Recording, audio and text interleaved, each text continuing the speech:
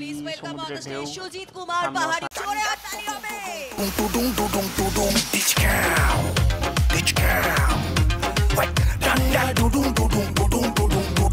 लेकिन एक सेकंड কারণ মোর শাওরির আবার টকা হবে। আমাকে ক্ষমা করে দাও, আমি লোনের কিস্তি হতে আসি। না না, টকা হবে এটা তোমার ভুল না তো, এটা তো মোর শ্বশুরের ভুল। বলছি মোর বন্ধুগণ, এবার একটু আমার দিকে দাও মন। আমি তোমাদের সামনে আসি না, আমার বানানো ভিডিওগুলো তোমাদের সামনে আসে, তাই হয়তো চিনতে পারছো না। ঠিক আছে, তো অসংখ্য অসংখ্য ধন্যবাদ ক্ষুদিরাম মেলা কমিটিকে এরকম একটা প্ল্যাটফর্ম দেওয়ার জন্য। আর এখানে আসার বিশেষ কারণ হলো আমাদের শুক্লার মা আমায় একদিন ফোন করে বলছে, হ্যালো সুজিত দা। বললাম বলো।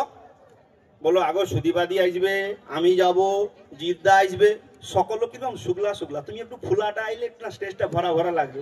বললাম হোক, যাবো, কোনো অসুবিধা নেই, কিন্তু একটা শর্ত, 300 টাকা দিয়া সে ট্রফি আর সয়াবিন ভাত খাবার তো মারামারি করতে পারবো না, মানে মিলন মেলা যেতে পারি। ওটা মিলন মেলা না, এটা হলদিয়া মেলা, তুমি আইসো। আনলাম ঠিক আছে, আমি যাব, অসুবিধা নাই।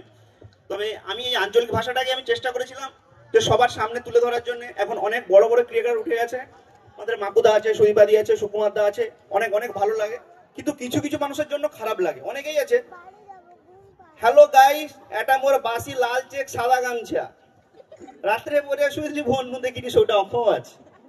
মানে এত ভাষাগুলোকে বাজেভাবে ব্যবহার করে। কেউ বলে আমার ঠাকুমার সাদা কাপড় মহিষনা বলিয়েছে, সেসব কথা থাক। তবে এবার আমি নতুন অনেক ভিডিও শুরু করছি, মানে কাপড় ভিডিও শুরু করেছি, আমার গিন্নি সামনেই বসে আছে। তো এই স্টেজে আসতে পেরেছি, সবচেয়ে বড় অবদান হলো আমার মায়ের এবং দিদি।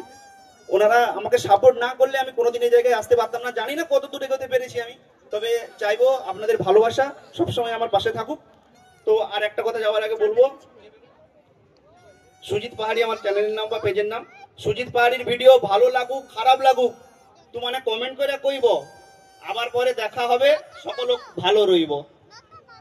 একটা কথা কই, আমি ডিস্টার্ব করলি, তোমাকে ডিস্টার্ব করলি তো এই মেদিনীপুরের বুকে এই আমাকে লোকাল ল্যাঙ্গুয়েজ অ্যাকচুয়ালি সুজিত ভাই প্রথম লে আসছে এই ভিডিও থেকে, তারপর সব লোক আসছে।